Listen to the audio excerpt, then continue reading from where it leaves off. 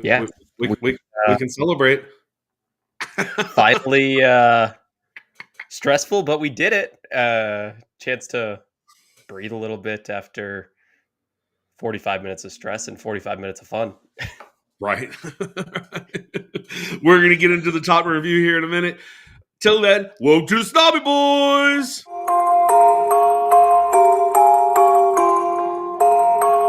I get those goosebumps every time.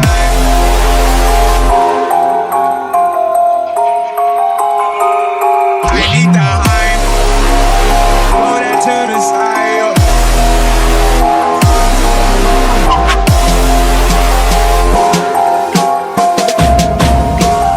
I get those goosebumps every time. Every time. Every time. Every time.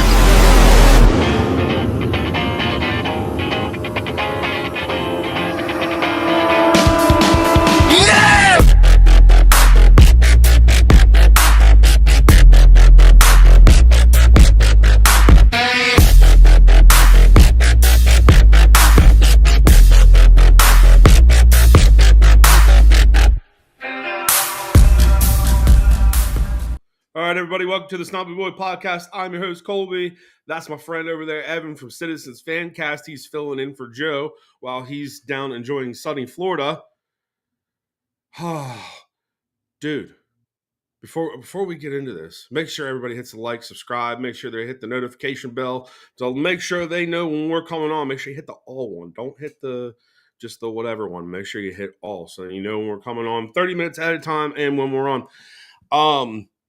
Also, be sure to go follow Evan at Cityzens Fancast whenever he posts his content out, which he kind of missed this week. No big deal, right?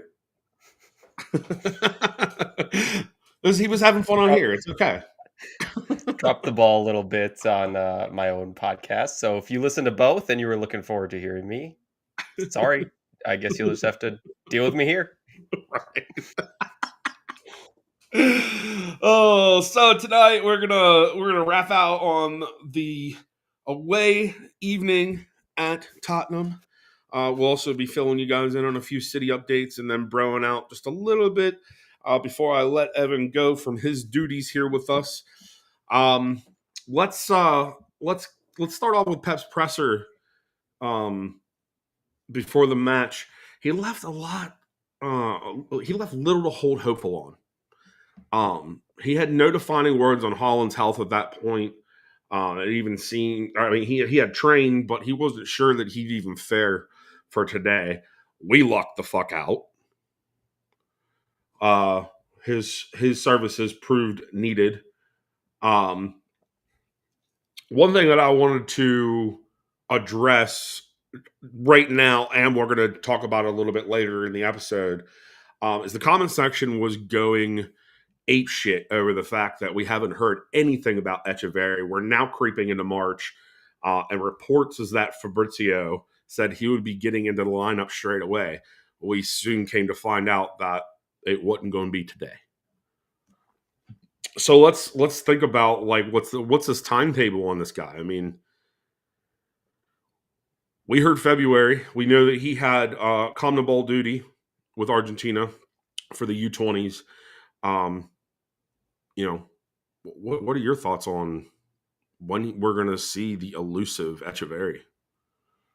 I assumed by now that we would have, but yeah, he kind of disappeared, and maybe he disappeared to the same place that Oscar Bobb did for a couple weeks. Just kind of went MIA for a little bit before joining up with us. But yeah, as far as Abu Dhabi, didn't they? Everything I've heard, he's been in Manchester, so I don't know what the holdup is unless he's, I don't know, taking time to settle in. But yeah, for sure. Let's look at the starting 11.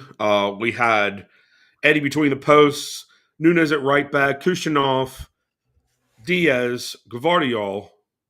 They were holding down the back line there. Nico and Kova kind of held the pivot a bit. And then we had a strong, pacey attacking front with Savio, Marmoush, Doku, and Haaland. Let's talk about first Nunez at right back, because I know a lot of people have been, we don't want to see Nunez at right back anymore. He does, and I'll be honest, I've been one of the first people to say it. Like, I went from, okay, he's good there, and then all this like, now we got to pump the brakes on him. We need to start rotating in that position now. How did you feel about him being set in the lineup for this? I mean, I texted you right away, and I was like, "Is Ake fit?" Like, I was confused. Like, where's Ake? I mean, it it could have hurt us just looking at the match in a whole. I mean, Tottenham went after him, so I don't. But it didn't hurt us. So I mean, I can't complain. No. It's just a little surprising based on, it feels like Pep was finally getting back into using defenders to defend, and then was like, psych. Nope. We're keep doing the same shit we were doing before.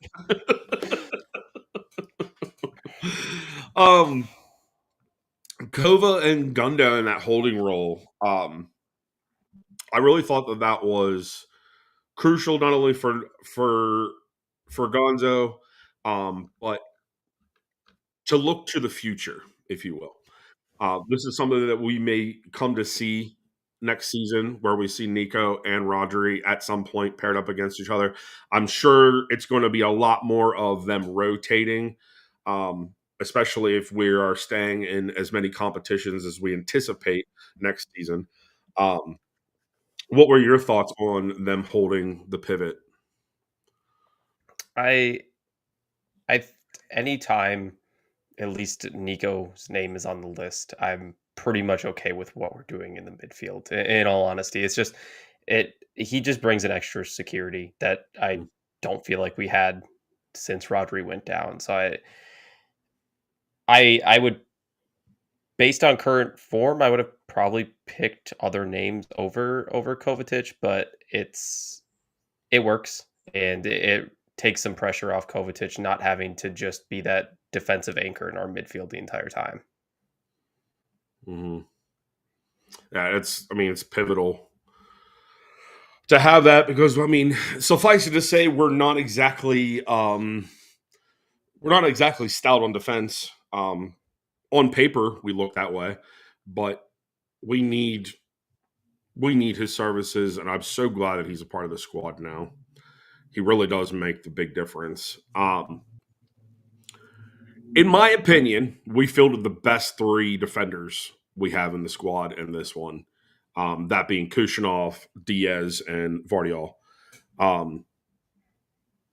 We'll jump into Vardiol's performance a little bit more, but as far as the other guys go, Kushinov, man, what, that guy is a goddamn blessing. And I don't think that, well, maybe he is. Maybe he's getting the accolades that he should get. But, to come into our side as beaten, battered as it is, and him have the performances he have, everybody gets stuck on his first 5 minutes, which I find laughable. Like, get the fuck over it. It happened. What are you going to do?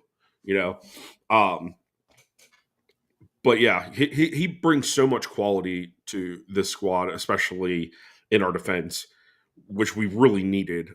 We don't really have a big stomp out defender the way that he can do it. How did you feel about their performances in this one today? Yeah, I think they were pretty solid. It's, at this point, we have to field whoever's healthy, and which and going to your point of Kusanov, he's been incredible. I think that first 5 minutes he had was probably the best thing that could have happened for him, in all honesty, because he hit rock bottom immediately, and it was just up from there. You couldn't really get much lower than what he got, and he's just been insane. I'm impressed by his strength. He doesn't. He looks like a solid guy, but he doesn't look to have like a ton of strength. He looks like a baby a little bit still. Yeah. To be fair, especially in his picture for the lineup and stuff like that. Straight baby face. Like, I don't Yeah. think you look at him and you're like, I ain't scared of you, and then you see what he does, and you're like, oh shit. Yeah, between that and his pace too, I think it was surprising to me to just I mean, he might be our fastest center back. I could Far probably away. solidly say that he is because I mean, he was keeping up with Vinicius against Madrid, which is insane. Out of In position, by the way. Yeah, that too. That too. Well, let's get into the match. Yeah, very physical match in whole. I felt we played much better as a unit. First half to second half didn't really translate so well. We broke down a little bit in the second half. But our first chance on shot from both Marmoush and Haaland, to just sit there and stare at each other as that ball's passed through, like, what the actual fuck? One of the first of many chances that we had through this match to secure a goal. I mean, for what most would call a sitter. Absolutely ridiculous. Yeah, I think it's we're lucky it didn't come back to bite us because we saw the first time against Tottenham what happens when you don't take advantage of your chances. Because I think we had more clear-cut chances the first time we played them, and we just didn't take advantage. And Very true. it very easily could have came back and bit us in this one as well. They could have. I will say that their side was not as strong as they probably would have liked it to be. I mean, they didn't even start Son, which you would think that they would have put him on, but he's had a recent bad run. So I can see why Postacoglu did not put him on, nor did he really make much of a difference when he was subbed on later. But I think we are still used to the Tottenham attack of Harry Kane leading the charge. It's not the same Tottenham anymore. I mean, James Maddison has definitely been a thorn in the side, and Bentancur was no different in this one. He was an absolute thorn. But as their attack in whole goes, it's just not very inspiring. I didn't feel like we had to defend against a lot, though we defended well, especially in the first half. Yeah. Let's talk a little bit about Savinho. Yeah, it was kind of funny that it ended up creating a chance when I first noticed. He got the ball over on the right wing, and there was 3 or 4 Spurs guys around him and no City players. Eventually, Nunez made the run in behind. So we ended up he ended up playing a ball across, another chance that we had there. But yeah, it's I I get why Pep, I think in a way started Nunez in this just because of how the match played out. But I think that's where you miss people like De Bruyne, Foden, Rico Lewis, because they're over there near that right wing, offering support, offering to pass the ball back, good or bad, because I feel like that often leads to us playing the ball back to the defense and we don't get a ball crossed in. But there are times where it's helpful when you get cornered and you can't play across it. Right. Absolutely. Go a little bit further in the match. City. This whole part. We'll discuss into that here throughout the duration of us talking the match. I want to give Doku his flowers off early because he bodied the fucking shit out of Pedro Porro. I absolutely love to see the physicality coming out of him, especially just the way that he runs, especially when he's on the ball. Him just that particular moment. There was maybe not that one. There was another particular moment where he basically just shed off a defender.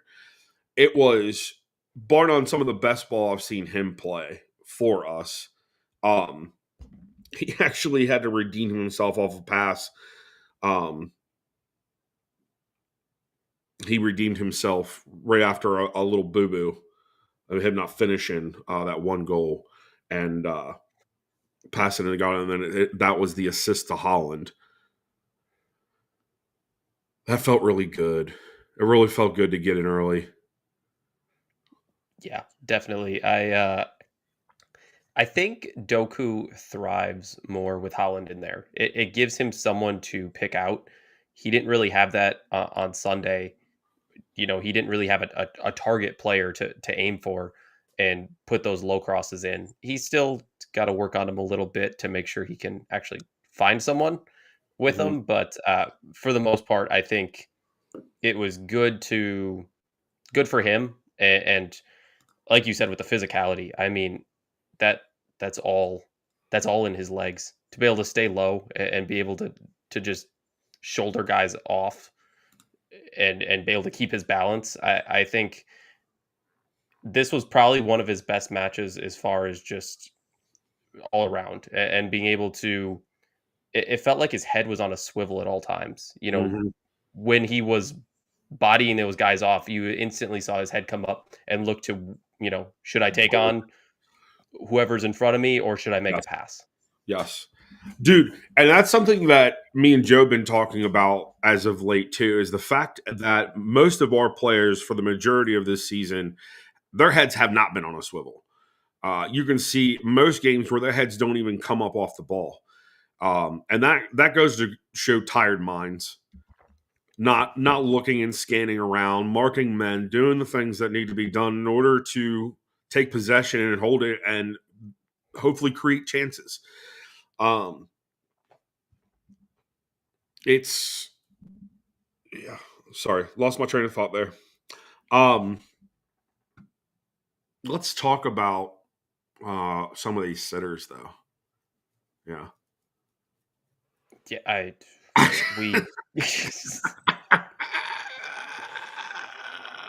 it's yeah, it probably should have been about 3, 4, 5 in the first half. I mean, the quality that Holland is, he should be finishing those.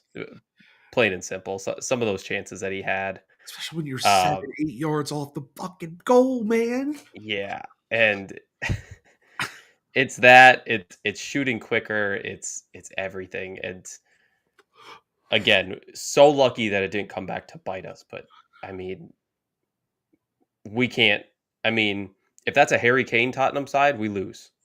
We lose because that's Tottenham likes to turn their games into a track meet. Yep. They run up the score and, whoever can outlast the other one. Yeah. Kinda like City pre-Pep, just outscore your opponent and hope for the best. That's how you got to do it, though, right? It's exciting. I mean, if you're winning, it's exciting. We haven't really seen a lot of exciting ball yet, or this year, really. I mean, it's been just dreadful, and for the most part. I mean, this one felt like a glimmer of hope.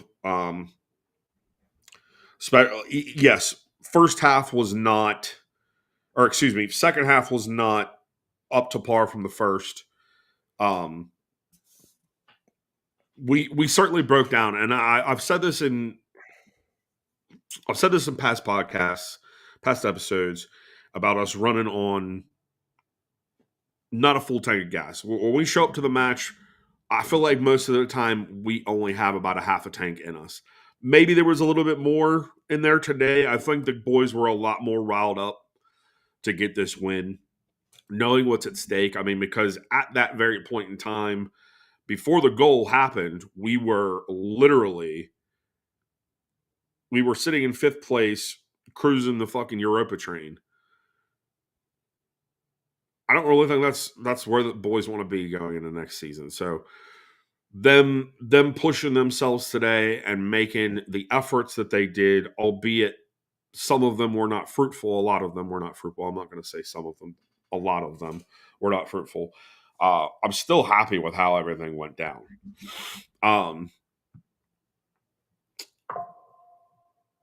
Yeah. Next order of business. Oh shit, Joe's in here. Hey. I'm about to hop on a ride at Magic Kingdom, but I just want to text y'all. Thank you, buddy. Appreciate it. Have fun. There you go. Hey, Steve ordered her shirt. Super excited about that.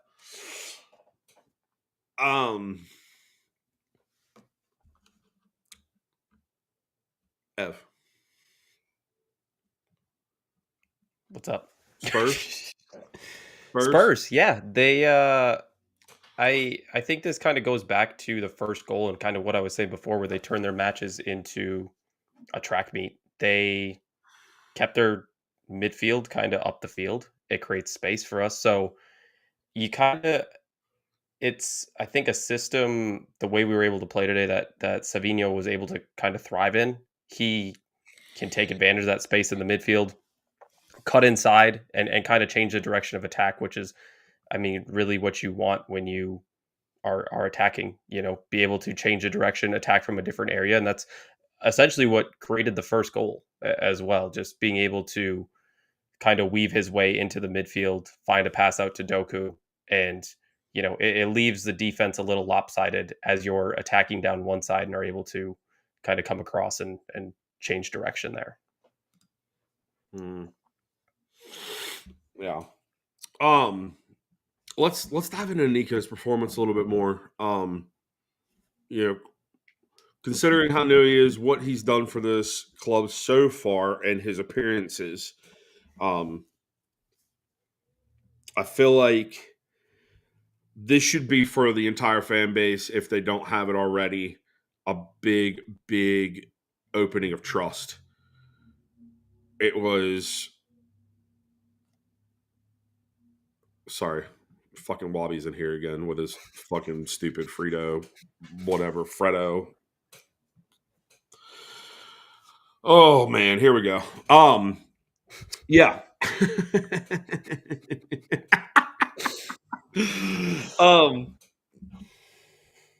Lost my whole train of thought. Nico.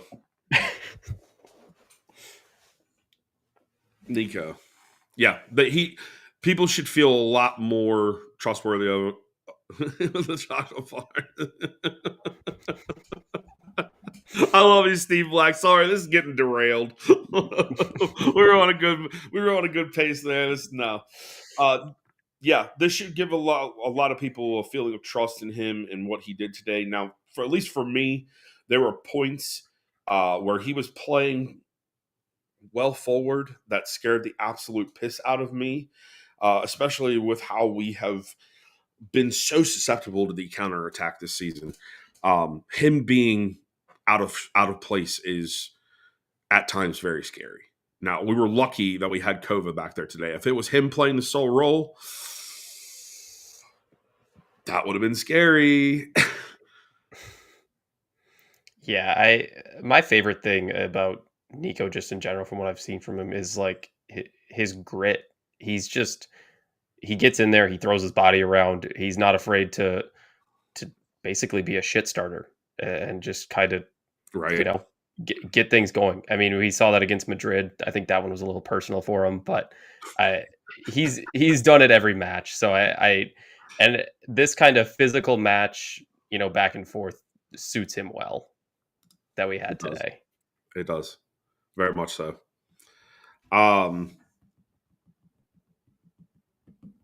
Give me a little bit of something about Ederson, man, because I felt like he had a baller of a match today. I mean, without him, this was a different game. Incredible performance. Speechless at times. I mean, it was that save on Son topped it all off towards the end of the match. I don't get why people get so down on him. I saw people down on him after the Liverpool match. Nothing he could do about any of those. And it's just, I think for me, the biggest change I saw in Ederson was that treble season. he kind of got his mind right, kind of got fully got his head into the into the matches, and his saving ability has gone up. And I feel like, he still has the occasional damn, he should have saved that kind of thing, but this was a flawless performance. I know Doku was named man of the match, but it could have easily been Ederson. Easily. Absolutely. And just really our whole defense. I mean, between him and the defense, they did a really, really stellar job today. We keep harping on the fact that the second half was not as stellar as the first. However, we did hold them to a clean sheet, and it was on the backs of our defense. They did a fantastic job today, but Eddie made sure of it, and it was really good to see him back in his zone, back in old Eddie form. I mean, and it's not to say that he's not been a decent player up to this point, but he's definitely been shaky this season, especially with injury, especially with having that point in time where Ortega took over the role. I mean, that was definitely a confidence kicker for him. But it's good to see his mentality is back. He's there. But we also don't know how long that's going to be for us. So there's been a lot of talks lately about certain people that should be getting, for lack of better terms, pink slips from the club. We'll talk about that a little bit later, but hopefully he is not one of them at this point. And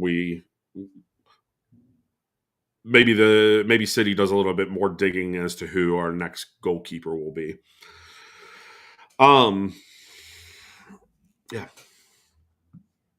Yeah, I think you kind of said with the time where Ortega took over, he could have fully checked out, especially with the rumors of him leaving. He could have just said, I'm done. Next year maybe I'm not here, and if Ortega wants a spot, he can have it. But I think he's the last couple of matches he's looked, his saving is up, his distribution has been through the roof, and it his ability to put the ball anywhere upfield is exactly, and under pressure too. I mean, he's better than some midfielders with his passing. It's insane. Yep. I don't feel like people truly understand what we will be missing when he eventually leaves, whether that's now or a couple seasons from now. Let's hope maybe the summer they either give him a new contract for a year. If we don't go after said Diego Costa, there's tons of other goalkeepers out there, I'm sure. I mean, you look at James Trafford. I don't know if we have a buyback on him, but he is killing it with Burnley right now. He actually made a bet with owner JJ Watt that if he holds clean sheets for the rest of the season, that JJ will unretire he'll unretire and go back to the NFL and play for the Bengals, which please don't do that to your career. Please don't do that, JJ.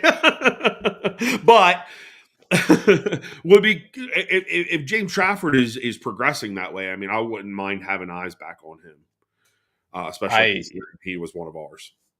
Yeah, if Ederson leaves, honestly, Trafford is my choice of replacement, just because he knows the system. I think I think the way we approach our youth squads is kind of preparing them to play in a Pep system. So him growing up through that, he's exactly what Pep wants, in my opinion. And if he needs to make some leaps and bounds, I mean, trial by fire, I guess, maybe.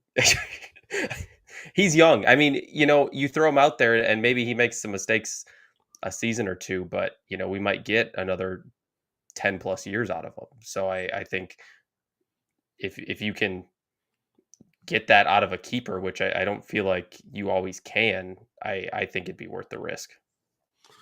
Steve Black says he didn't leave on great terms, so there may be a wrench in that, but who knows? Relationships can be mended, especially when there's a dollar sign. Excuse me, a pound sign. Hey, if the number's high enough, who cares what sign is next to it? Exactly.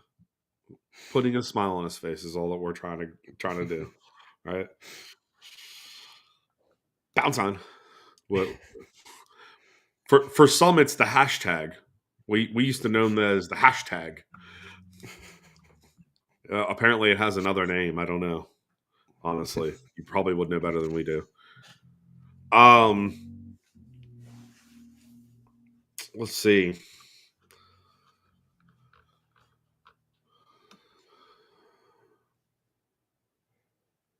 Dominating down the wings. We had a lot of chances without a finish, as we've been saying.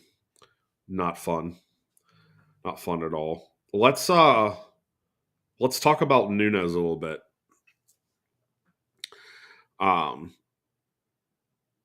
Of course, a lot of people were not probably psyched when they looked at the starting 11, saw him lined up at the right back position. But suffice it to say, today was a bit of a different story for Nunes. He was really good going forward. He plays really well. Well, he did today at the inverted right back position in an inverted right back position. But he definitely needs some help defending the back post on crosses. What are some of your thoughts more on what his performance was today?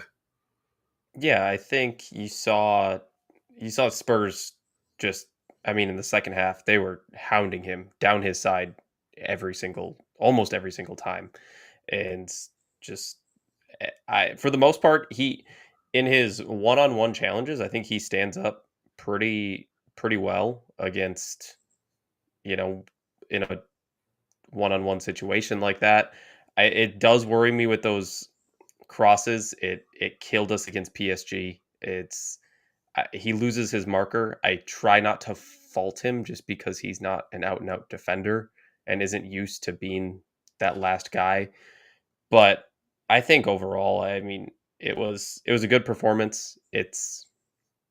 You can pick apart a few things here and there that, he could do better, but at the end of the day, when you're playing out of position, you can't be too critical. At the end of the day, he's a fault. The fault should really never fall on him for playing out of position unless he's making absolutely egregious errors, which for me, he's not. No, he's not. I mean, there have been a couple of times where he's over pursued or tried to tackle and it not been a successful one where he's let them blow by him. But on the whole, I mean, like you said, someone being out of position like he is, he's done pretty freaking well. He's shown that he's versatile, which is pivotal not only in this sport but especially in Pep's system. If you're not a multi-layered player, fuck just being a two-way player. If you can't play in multiple positions, there's not a lot of room for you on this team. There really isn't, because we go through shit like we've done this season where we've been without players and we've needed to shuffle people around, and they've been able to do the job fairly well. I mean, it's given way for people like Rico to even move up into the midfield and work at all. I don't know. I'm very, like I said, I'm very, very happy with what he's producing for us. I can't find fault in it right now. No, I think, like you said, unless your name is Haaland, you need to expect to play a ton of different positions, and it's just what Pep has expected his entire time. He likes to move people around and move pieces around in the ultimate goal of having 11 midfielders on the field. Yep.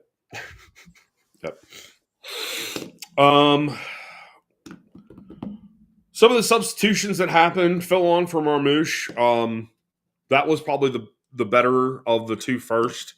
Bernie on for Gonzo. I wasn't really ready for Gonzo to leave the pitch quite yet. I felt like he still had some gas left in him, but I assume I assume that Pep is trying to have his legs ready for the weekend when we play Plymouth Argyle. Um,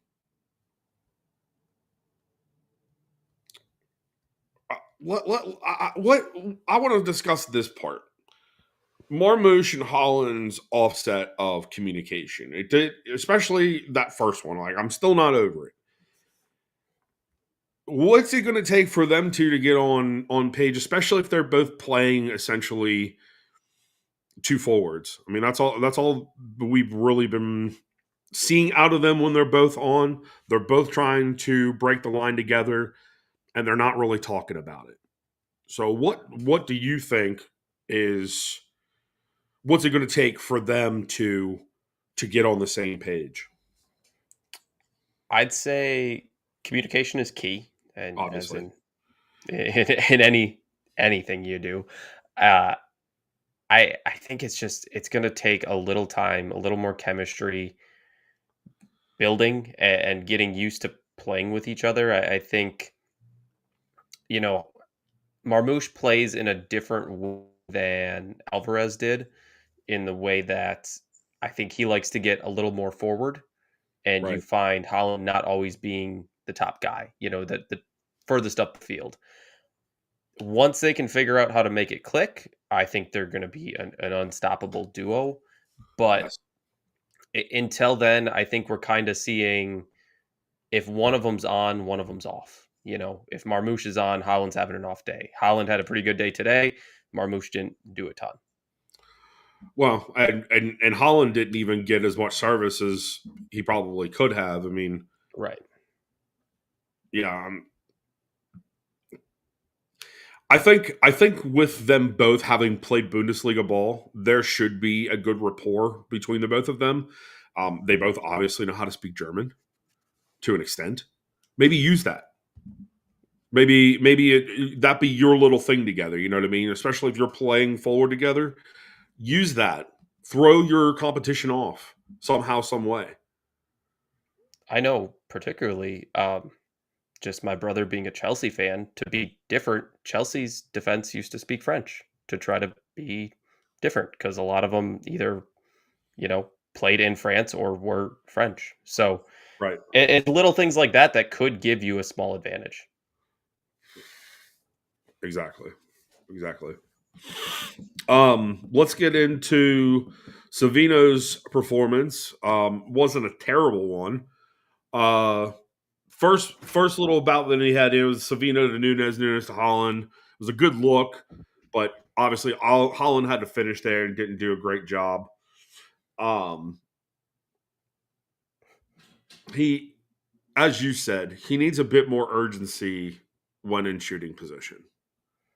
Yeah, there was, I don't remember when it was. There was one in the first half where he took an extra touch and went inside it when he could have shot one touch sooner. He could have killed the game off uh, late in the match by just shooting on the first touch and everything like that. And I think again it comes down to just playing in other leagues. I think defenders close you down quicker in the Premier League than anywhere else. You don't have the time to take those touches. You need to be a one-touch finish player. If there's an opening, you need to. It's not going to get any more open. So if you see any glimpse of an opening, you need to take it when you see it. Exactly. But all in all, I mean, I think he did pretty well up until when he came off for McAtee late in the match, and I don't know if that substitution was a little weird for me. I don't know if it was a time wasting one or what Felt McAtee that way, was didn't it? what McAtee was supposed to do. I don't know. I don't. It's I don't know. I like McAtee.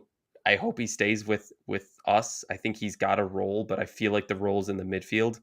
I don't think he's got enough pace to be a winger, Winger, and I feel no. like Pep keeps trying to force him to be a winger, and that's just not who he is. It's like he wants him to fall into Phil's archetype, and it's just Yeah, not. They're not the same player. He's more resembling of Kevin than he is of Phil. yeah, I mean, that's what most people would naturally think too. I mean, for where he typically fills in his style of play, it almost emulates. Almost, not quite the same. There will never be another Kevin De Bruyne. Let's just be very clear about that. Let's get into the controversial part of this. The VAR. God damn it, man. All right, so first little takes on what happened there. We'll answer the question, but the way the VAR looked on that particular goal, right, is it looked like it hit their player. I forget who it was before it hit. I think it was Udogie. It rolled across Haaland's arm, kind of in the chest, but it also hit both of them. This is the part I don't understand, honestly. The last person to touch it was them. They should have gotten the fucking penalty. Am I wrong? I don't know. Exactly. they at least on the US broadcast, once it was all said and done, they're like sticking with the call on the field, and we're like, oh cool, a goal, and then Tottenham's taking a free kick, and I'm like, what? Like I never saw it taken back. Nope. I understand why the call on the field had to be stuck with. I think you had to just stick with whatever call was made. I'm not complaining about that. No. It's more just about what the hell was everything leading up to it. Like I don't know how the on-field ref called it as a handball. He's behind the play. There's no way he could have seen it touch Haaland's arm. We don't even know if it touched Haaland's arm. Haaland probably doesn't even know if it touched his arm. It all happened so fast. I think the best part about it was, regardless, it just wasted time. And whether we win it or not, we wasted a couple extra seconds that wouldn't have been wasted. That inevitably put more time on the clock later, though. Yeah, which Which then I don't know. We went an extra 3 minutes past that in overage. Like this was towards the end of it. It started getting a little silly, but yeah, it almost bit us. Almost bit us. It didn't. Entire second half was pretty much bend, don't break, and it worked. I was fully expecting Tottenham to score, and I might have lost it on here if they would have scored on that chance after Haaland's goal got taken away. But yeah, if you don't get scored on, you can't complain too much. So that's how. So the question was how stressed out were we? I wasn't really stressed out about it. I mean, it didn't hurt my fucking no skin off me, because at the end of the day we were still up 1-0. They had, like I said, they had quite a few chances to even this up and even settle the score with us, and they did not. We were very lucky that we got the Tottenham we got today, because in spite of the win, we're not at our best. We fielded a heavy, pacey attack, which helped. Obviously, we played. I mean, it was 50-50 defensive attack ball. It wasn't outbalanced one way or the other. So the result is good. It's sound. We move forward. Couple of the results around the league that we were keeping an eye on. Hold on 1 second. I didn't bring up the table. I suppose I could probably do this on my phone, but of course I'm doing it on the fucking computer. Liverpool bested Newcastle 2-0, and then it was a goose egg day at the Forest. Arsenal dropped points. That actually, in some way helps us, not too much, but we are currently in fourth. It's not in our. We have to take destiny by the horns and just continue on the rest of the season. I don't want to. Many times I've said this, like, just fuck off the rest of the season. Who cares? Because we're not in Champions League. Let's focus on this. Let's focus on that. I mean, I don't even care if we don't win Plymouth. They've been this season have been the Titan beaters, so to speak. If we lose this weekend and we can just focus on the Premier League, that'd be great. We just have to think. We have to continue to think about next season at this point. We have to think about where we're setting ourselves up for next season because, yes, it would be great to be back in Champions League, but all in the same, we don't know what the fuck the bottler is going to do. That's right. We don't know what Forest can be. We have Forest coming up soon. So that's going to be a massive, massive match for us. Hopefully we are nipping at their heels a little bit more. Let's talk before we close out the match. Obviously the top players for this: Savino, Doku, Eddie, Gonzo. Vardiol, he gets one, even though I think Steve Black had said something about him potentially being injured or looking a little bit scary. I think that was a time waster. I don't think there's anything in it. I think he's fine. We'll probably see him. Probably not. I don't know about this weekend. Okay. Just rewording what I just said. Thank you. Man of the match for you. I think Ederson. I mean, Doku was great, and a little bit of the fault of him not getting more assists was not his own fault, but I think Ederson, he saved us. They weren't easy saves, multiple corners that he got a hand on or just made the save and didn't drop the ball, which I think is a huge positive. I feel like he has a tendency to sometimes spill those and he didn't. So for me, it's Ederson. It was hard for me. I felt like Doku had a really good match. I also felt like Savino had a really good match. Obviously, Haaland got the lone goal, but yes, Eddie fired away. He kept us from the ship sinking, so he has to get the accolade on this one for sure. All right, so when we get back, we're going to be talking about some players that are potentially that we've already been talking about as weeks have went by and signings have come in. We're going to talk about some players whom may be getting the boot regardless. And then also a little bit of Oscar Bobb, a little bit of Claudia Echeverri, and then we'll fuck around with you guys for those of you who stay around.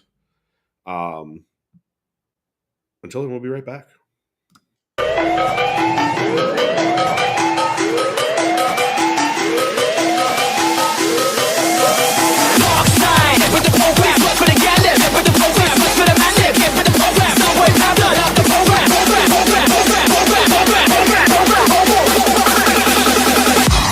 Shake it with the program.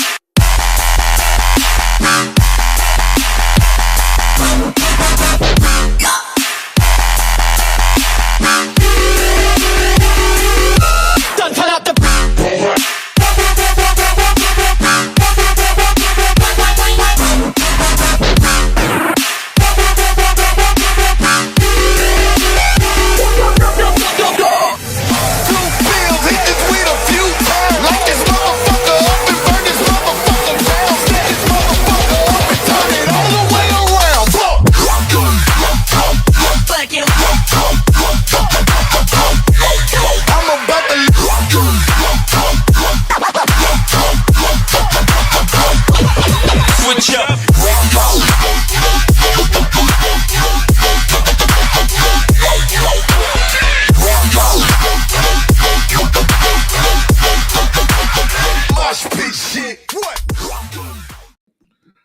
Welcome back from the break.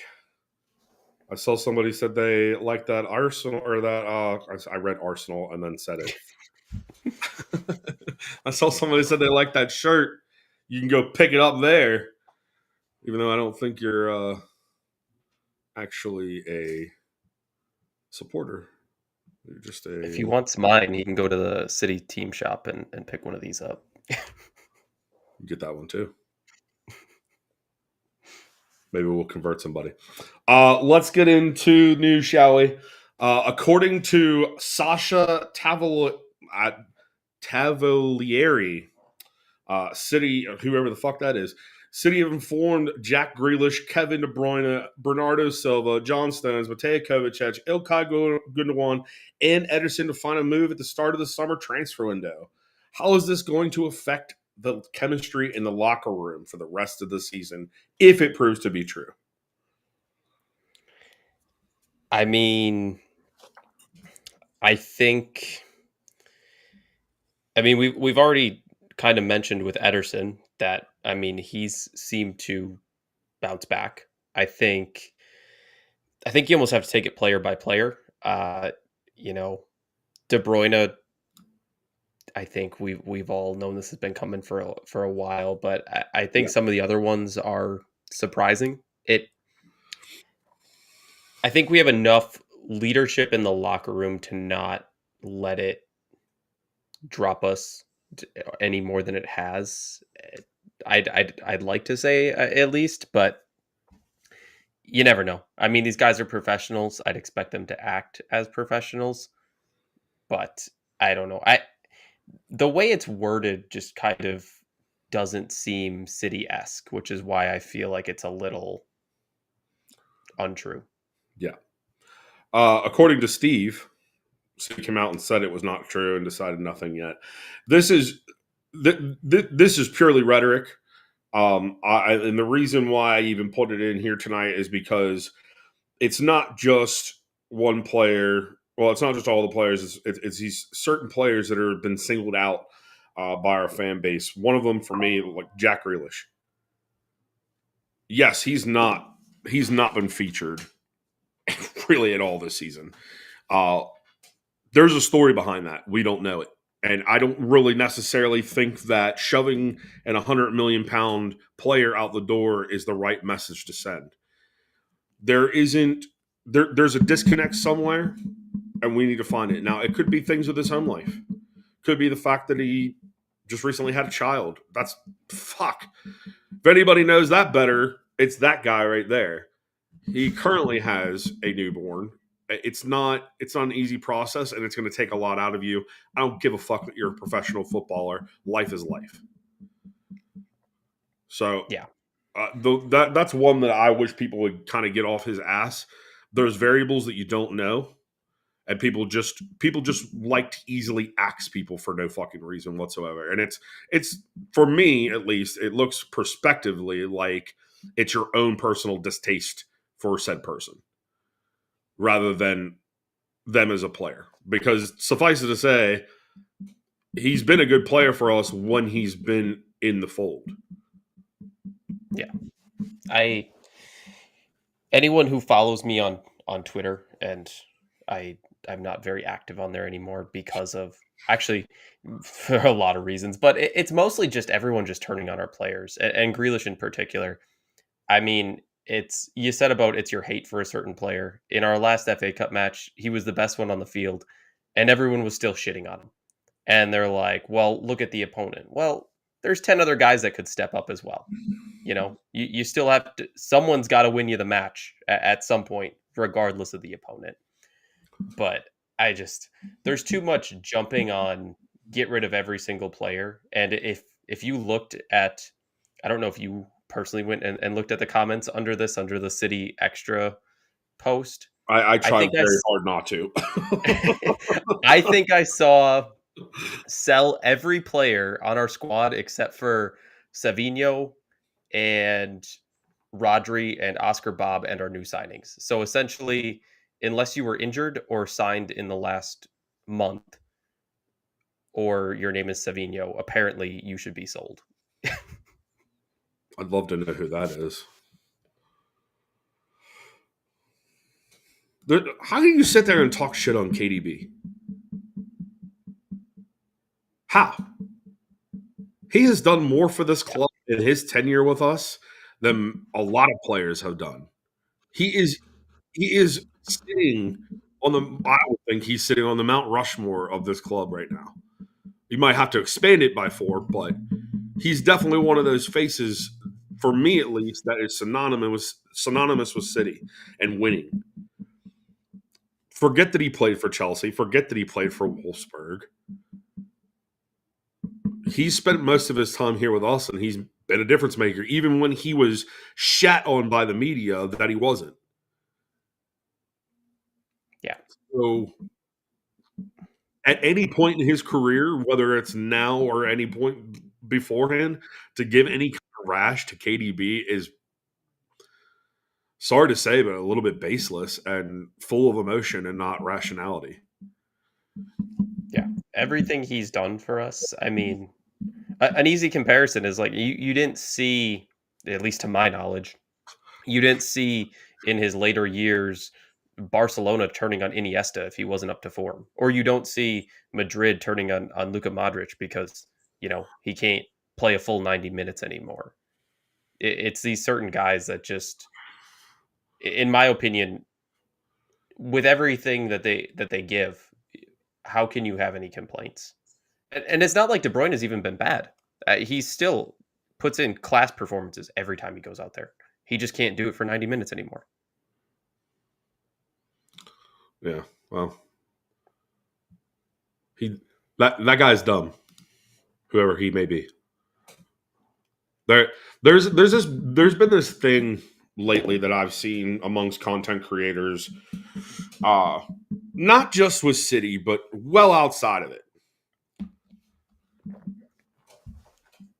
Nobody cares about your opinion, Wobby. Like you really are barking up the wrong tree every time you come in here. I really don't know why you come in here, other than just to annoy people. You can sit here and say that you like us or whatever, but like we don't like you. Using stupid verbiage like he's washed. Bro, he's 30 fucking 4 years old. What do you expect out of most 34-year-old players? Do you expect like a bunch of Tom Brady's just to run through the league? Because that doesn't happen.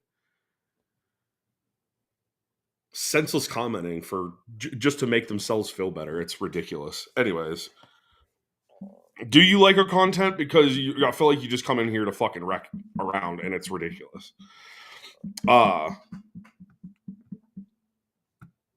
He's fucking washed. I can think of a few things you might need washed.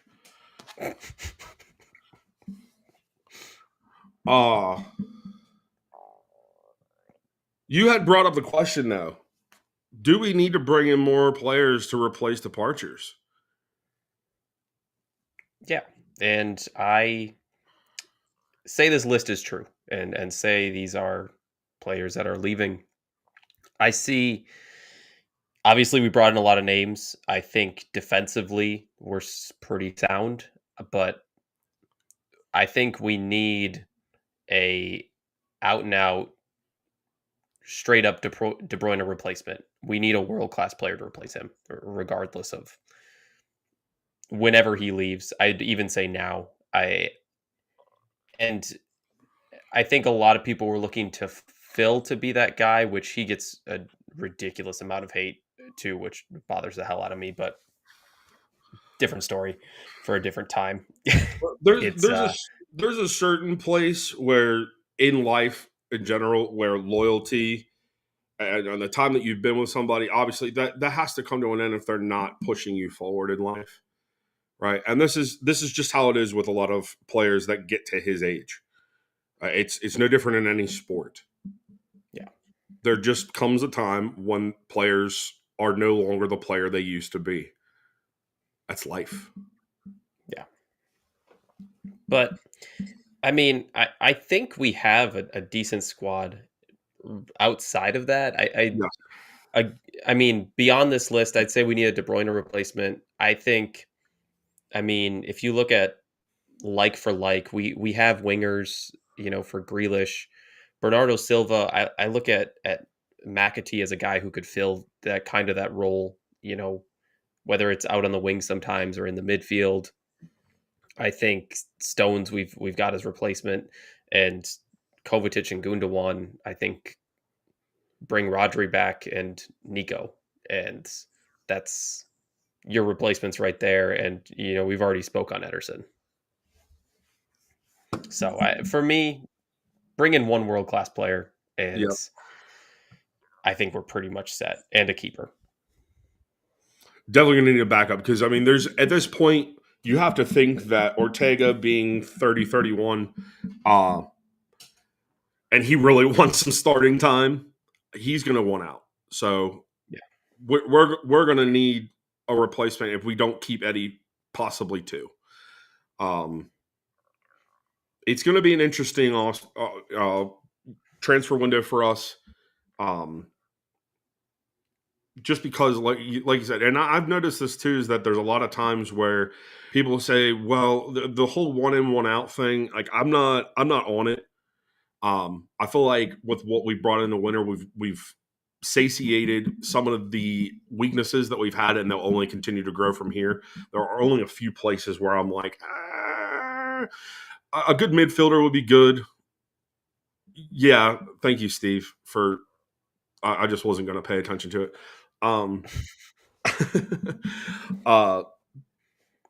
There has to there it'll be, like I said, it'll be an interesting transfer, but I don't think we're going to need a whole lot. Maybe another midfielder,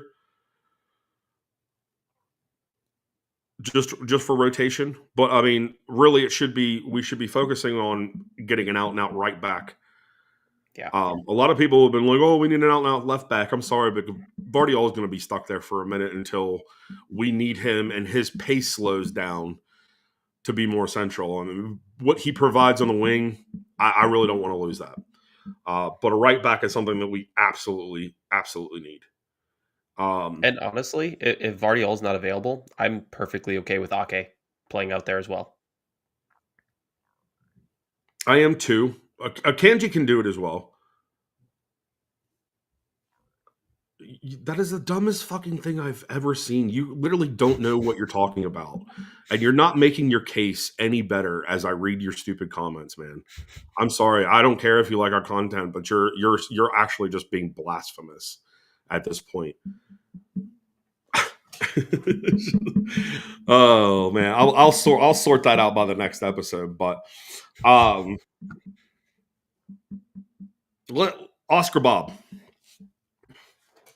He was finally back in training Tuesday. Looks like we'll be seeing him soon. Hopefully, we'll be seeing him this weekend. I think a lot of people were expecting him back for this one, though. I'll even include myself in that. How do you feel his role should be taken going forward for the rest of the season, considering his injury and how severe it actually was? I think it's a little different, and Pep said this originally when he was coming back as well. With it being a bone injury, it's kind of just it's healed or it's not. With a muscle injury, you could, start training at 80%, 75%, whatever. But I'd say the biggest concern is the way Savinho and Doku are playing.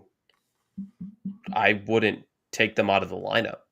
It would be my biggest concern. So if he could get some minutes this weekend to see where he's at, that'd be great. Whether it's 20 minutes, 30 minutes, just to kind of see what his fitness level is at, if he's going to come back in the form that we saw this past summer and in the Community Shield.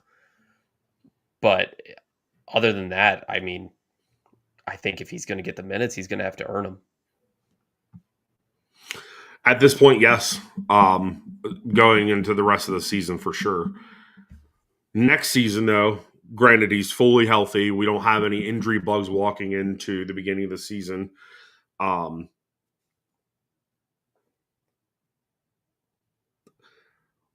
guess this is maybe where I start seeing Jack less and less a part of it.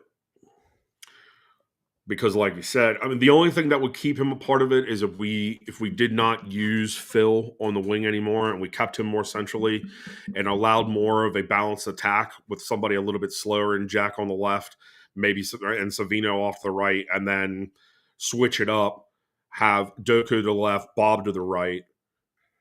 I mean, there's tons of different variations we can make out of just those four. But then, we still have Bernardo Silva. He typically plays the wing for us at times. I feel like it's in our best interest to have that massive rotation at the wing, especially if we're going to be in as many competitions, just for longevity's sake and being able to sustain a season.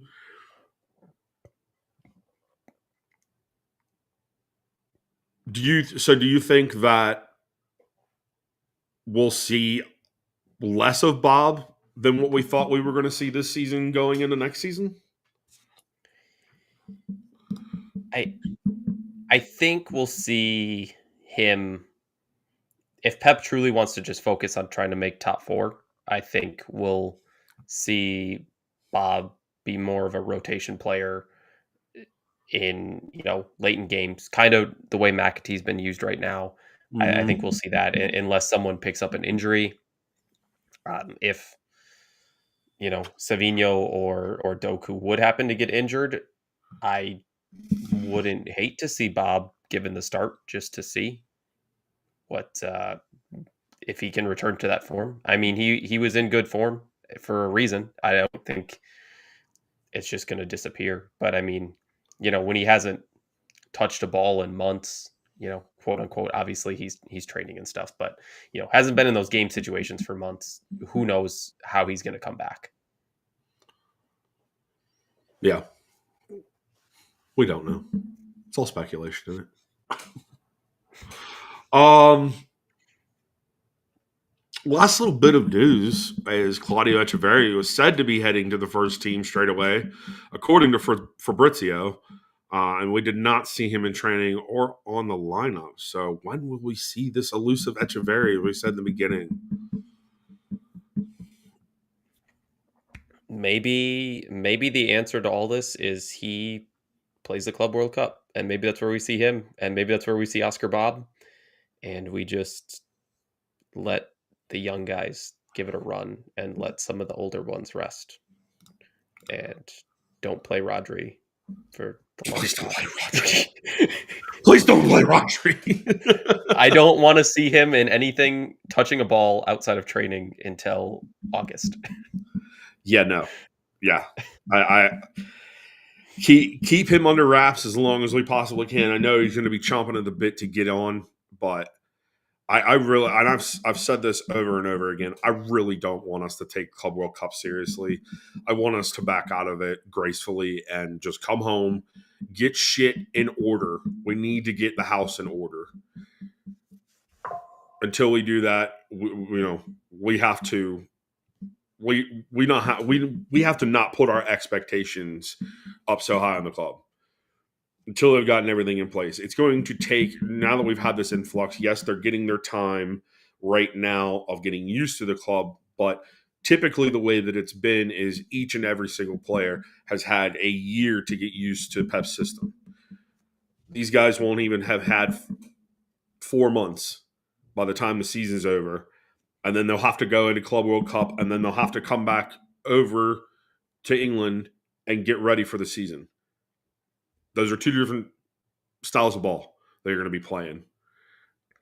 So, I would honestly love to treat it like a preseason that we saw, this past year. Let the kids run out at it, however far they can take us, albeit. It's on them. Give them some responsibility, a chance to play some matches that mean something, and you get to see who can cut it and who can't. Yes. Let's make that happen. Who do we talk to?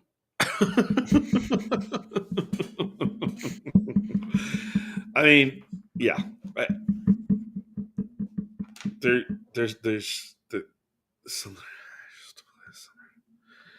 There is that part.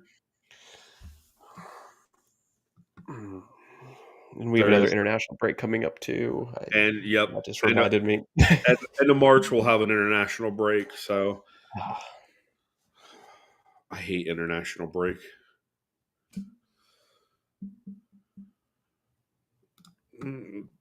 They may want to, but is it smart for the club at where we're at right now? Like, who's to say we won't be back there?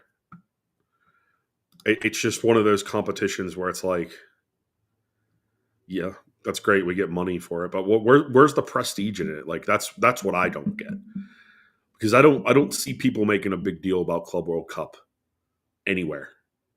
Most people don't even know that it fucking exists. It's kind of one of those things, almost like the Community Shield, where like, yeah, you're happy if you win it. If you don't, eh. Right. Like, I I just mean, you get a cool badge on, but that's about it. right. And honestly, it's big. That's really gaudy. I really don't. I don't care for it. That's why I only picked up one shirt with it this year, just to say that I had it.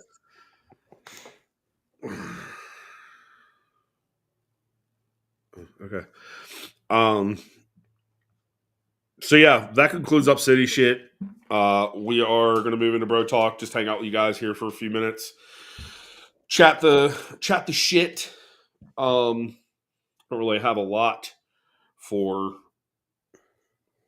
Bro Talk. I mean, I feel like I I'll asked. comment on what Steve said there, though. I mean, I get the global recognition, and it makes sense, but how many more people are going to pay attention to City because of it? You know what I mean? Like, I feel like you either know it or you don't. Right. You might get some people, if you're not paying attention to it over here, I don't think you're going to. I mean, it's, obviously you get people who fall into it and at randomly, but I think it's grown enough over here that it's not something we need right now. 5 years ago, maybe that would have been huge, but right now, I don't think so. I mean, Club if World I Cup. didn't, World Cup is more yeah, pressing than Club World Cup at this point. right, and I think that almost even takes some of the steam out of it with them both being here in the U.S. I haven't heard anybody out. If I didn't follow City, I wouldn't have heard a single thing about the Club World Cup. Right. Right. And suffice it to say, and I think we're saying on the basis of living here in the United States, is that the game is just not that big. Yes, the MLS is growing. Yes, the USL is looking into doing a promotion relegation format, which is absolutely needed in order for this sport to have any good trajectory. But as far as the global stage for City goes, I mean, we're already on the global stage. Most people around the world, this is the sport they pay attention to, and for most, they've chose this club, if not one of the bigger clubs, whether it be, United, Real Madrid, Barcelona, Bayern Lever, or Bayern Munich. You take your choice. People have made their choice for the most part. It's not going to grow any bigger than it is now. As far as in the States, yes, it may hit the younger demographic who's home over the summer and able to watch it. And I mean, yes, that's the demographic we want it to go towards. We want the youth of this country to get into sports, so then therefore it does grow and it is able to be shown on such things like ESPN. I mean, how often do you watch ESPN and in the top 10 of the week you see a Premier League match? Liga, not really. Bundesliga, not really. Yeah. I think what you're gonna see a lot of is a good comparison is if you look at like Formula One brought more races to the United States, Right. and you get so many it's a money grab. The tickets aren't feasible for the normal fans. They give these tickets to influencers and people like that who can post like, "Hey, look, I'm here." Right. But those aren't the crowds that follow sports. No. It doesn't do what The you want it to do. So, I think that's the perfect model to look at, in my opinion. As far as growing it on this soil, for lack of a better way to put it, it doesn't. If that's the goal, it's not going to do the job, in my opinion. Agreed. Absolutely agreed.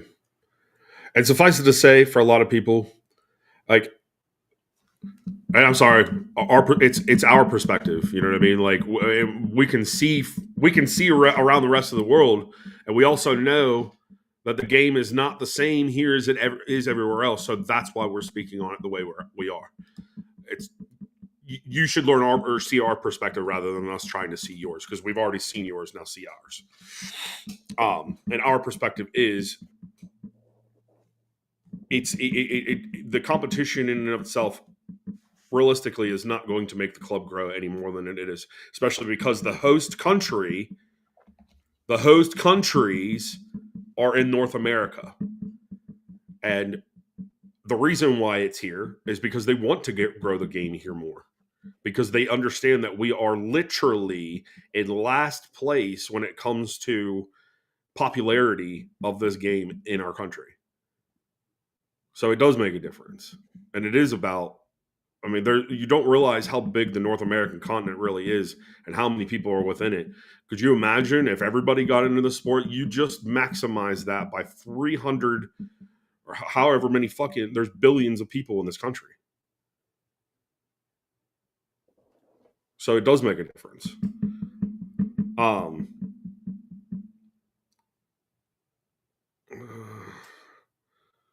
And city tickets too. That's a whole other thing. That's more for y'all to take care of because honestly that gripe, I understand it to a certain extent, but in part in doing this with all the bitching and moaning about the ticket prices, what this looks like to the outsider is that you're trying to flex people like us out. People who really do care about the club and who really do want to get our chance to come over there. Forget the people who come over there with their iPads and shit like that. You're making it about them, and you're not trying to cater to the people that are like us who really do want to be there and who really do care about the club and want to see it grow and want to do their part in helping it grow. Yeah. So, and ticket prices here comparatively, I've banged on that drum 1,000 times. A regular season ticket to an NFL game, $200 or more. One game. You get two free games out of that a regular season for City. So I went to a regular season Bucks game to watch my favorite player, Steph Curry, play against the Bucks a couple of weeks ago, and we paid, just to sit in the lower level, we paid over $500 combined for a regular season game in February. That means absolutely nothing. Nothing. It's insane. It is. Yeah. Well, we get flexed out of pricing all the time over here, and it's because of season ticket holders. It's because of, you know what I mean? Like, so I just there's certain gripes that I'm not behind, and also because I really could give two fucks about 1894 after what they did to us. Just that. Is there any non-football topics? We talked football. Can we get off the football and just have some fun for a minute? We won. We fucking won. I fucking love it. I hope that the fan base out there, they, you know, between now and Saturday, there's sunshine, proverbial sunshine in their life, because the rest of the season coming up, it's not going to be easy walking out. Got to fight our fucking asses off.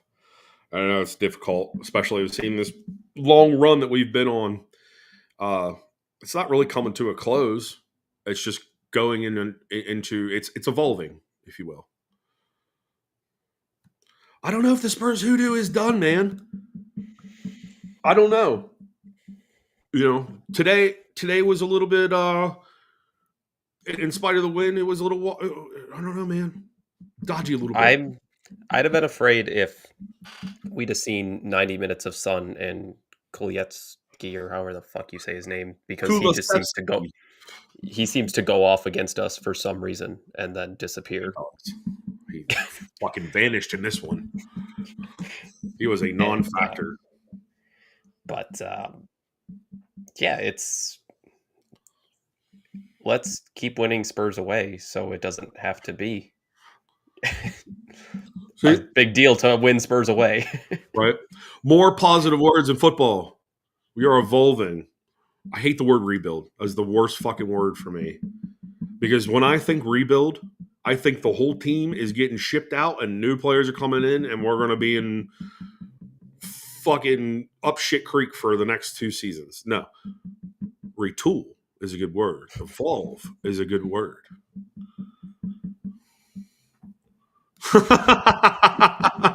Listen, all y'all got to do, I got a bottle of them, man. You can get gummies that have vitamin D3. You take like 4 of them every day. You're good to go. You're super happy. Fuck the goddamn clouds. I promise you, it'll make so many lives better. I thought you were going to say you had some different gummies that'll make you feel better. I mean, I can get those too, but I don't. You'll always see the sunshine. No, you don't. Typically, it's the back of your eyelids.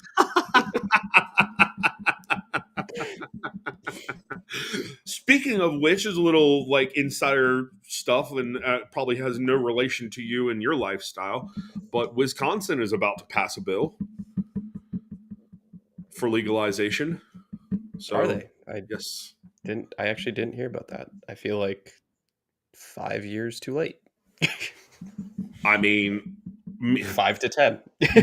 me living it, dude. So it's decriminalized here in Virginia, right? And Yeah. I find that so stupid, right? I get why they're doing it in some parts, but in other parts it's really dumb. Our governor does not want it to pass through at all. The retail bill that has been trying to go through since 2020. I've honestly found, and I'm saying this as somebody who takes part in it, I have found that the legalization of cannabis in the United States has been more detrimental than it has been good. If you look at a lot of the places that have legalized around the country, and especially their city centers, the crime rates have gone up astronomically. The use of other illicit drugs, astronomical compared to where it was. So I don't really see it as a good thing, and especially because it's the dividends from it are not being used properly. Colorado is probably the only one that got part of it right, and they used all of the money, all the tax money from it, they put back into the schools, which I'm all for that. Please, states, put money into your schools and make them better. But on the whole, it's not good for our country. It might work in Netherlands, it might work in the other places around the world, but it don't work here. There's too many people who mess it up for everybody else. And it's the same thing with alcohol prohibition back in the 1920s. I mean, it's the same precipice, but not enough people know how to control themselves. And I'm not even really that big a fan of alcohol. I mean, I've seen more people die from alcohol-related diseases or from DUIs than anything. So, anyway, sorry, that was way left field. That was way left field. But a little glimpse into American life, right? You got anything scratching your brain? Not anything pressing. I mean, yeah. All right then. Enjoying my time here, while Joe's MIA, having fun without us. Talk about sun. He's getting plenty. I actually caught wind of the fact that he they got a little rainstorm while they were down there, so I don't know how long it sheltered them, but it definitely put a little bit of a derail into the. That was a service. I'm drugged alcohol. It's not to say that I don't like when I come over there, like I probably will be drinking some Guinnesses, or whatever is the local thing. I've only had a few beers in the UK, like 1664 and Boddingtons and stuff like that. But it's not to say that I won't be coming over there and consuming some of your excellent beverages is just not my. It's not my thing. Evan's seen me when I'm drunk. I'm really fun. I'm really, really fun. I'm really loud too. You're always loud. Let's be real. Right. Dude, me coming over there at any point, I'm on Iron Brew right now. Exactly. That shit is not that good. Can I be honest with you? Are you a blue? You're new. This is a new one. What's up, man? How you doing? I think I might know who that is. What was I saying? Iron Brew. Yeah, dude. It's like have you ever had like Mexican champagne cola or Inca Cola? No. Do they have that up in Wisconsin? I've never heard of it, so I would assume no. Mm. We have a little like Mexican grocery store just down the road. I could go see if they have it. Go check it out. So that's honestly so when our buddy John Owen, he sent us over some stuff. I'm sorry, no, it was Will Doherty. He sent us over, owner of Barbadox. He sent us over a couple of small bottles of Iron Brew, and I went right for it because they've been talking it up so much, and it was a weaker version of champagne cola. So next time you're out and about and you're like, I'm gonna go, I want some soda, go try either an Inca or a champagne cola. The color you cannot miss. It's the most unique color, and it's almost like a vibrant orange. If you see it in the like a 20-ounce bottle, grab one of those. That's what Iron Brew kind of tastes like. I think the Mexican one's a lot more sugary, but it's good. All right, I'll have to give it a shot. Yes, sir. Yes, sir. That does it for us, tonight, guys. My words are all fucking flipping on each other now too. It's probably the best I go. I want to thank everybody that came in here tonight. I saw Jess was in here a lot earlier. Thank you so much for stopping by again. Super enjoy seeing your face in here. Michael, Steve, Huang was in here for a sec. We won't mention our fucking shit stir. Who else was in here tonight? Manchester's Blue, thanks for stopping by. Make sure, guys, that you follow Evan. He does his own little thing at Cityzens Fancast. I really enjoy his content. I really like, honestly, learning the game from him. Somebody who grew up playing the game, understands the game. He's got really great content. If you're more on the tactical side of things and like breaking it down in that way, please make sure that you go give him a listen and make sure you give him a follow on social media. Until Sunday, when I'm back with Joe, I want to say thank you, Evan, for being on here and covering his ass.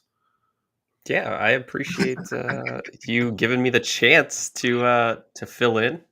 Absolutely. And yeah, I'll do it anytime. Absolutely. Yeah. Evan is our unofficial snobby boy. He's our guy. He's the guy that we trust. So you'll definitely be seeing more of him probably in the future. Be sure to be on the lookout for that. And like I said, make sure you're following him at Citizen Fancast. Stay with it, Evan. That's nice. From Steve Black, that's great. Because I'm like a snobby cousin. You're snobby cousin. I'm not going to call you redhead stepchild.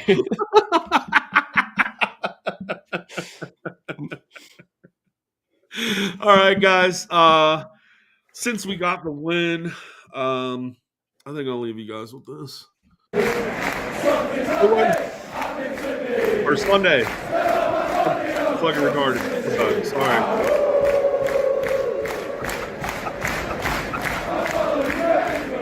Where's my credit?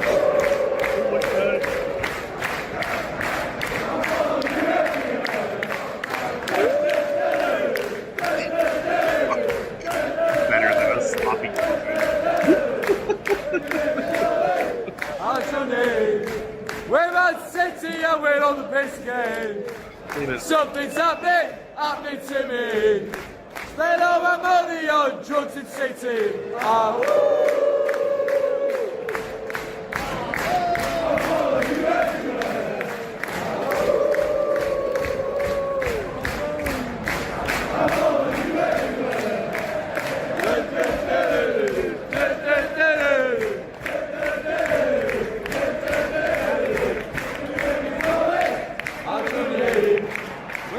City and we're on biscuit. Something's happening to me. Spend all my money on